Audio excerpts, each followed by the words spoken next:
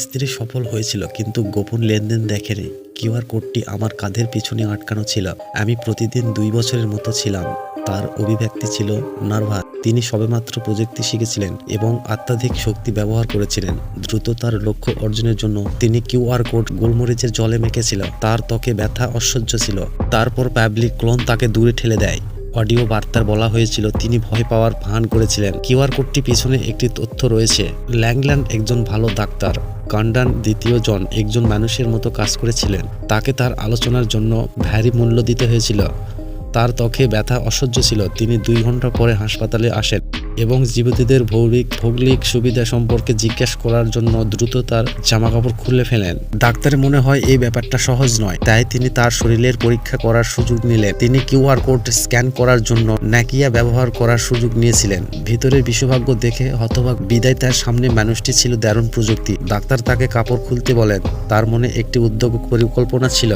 তাকে ত্বকের অ্যালার্জির লক্ষণগুলো খুঁজে বের করতে হয়েছিল এবং মূল কারণ খুঁজতে আপনার বাড়িতে যেতে হয়েছিল। তবে তিনি সমস্যার সম্পূর্ণ সমাধান করতে পারেন।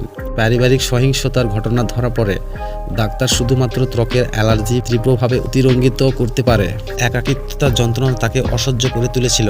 ডাক্তার যখন উঠে দাঁড়ালেন এবং বললেন তিনি একটি উপায় খুঁজে বের করেছেন, তখন এটি করা ছাড়া তার আর কোনো উপায় ছিল না। কুজিয়াং এর ডাক্তারের অবশেষে আমি আমার স্ত্রীকে আলিঙ্গন করতে পারি এবং তাকে মৌলিকভাবে হুমকি দিতে পারি। আমি ভয় পাই যে রাতে দীর্ঘ এবং স্বপ্ন অনেক। আমি দ্রুত মূল কারণের এবং গঠিত খুঁজি। আমি বলতে চাই যে জনসাধারণ একটি পেন্টিং ধরে এবং ধীরে ধীরে এটি ছবি আঁকে।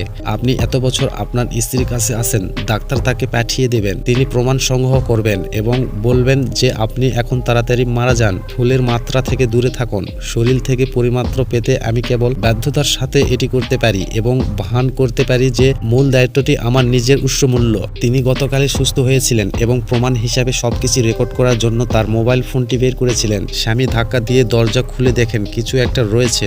স্বামী তাড়াহুড়ো করে বাজে বাজে কথা বলল।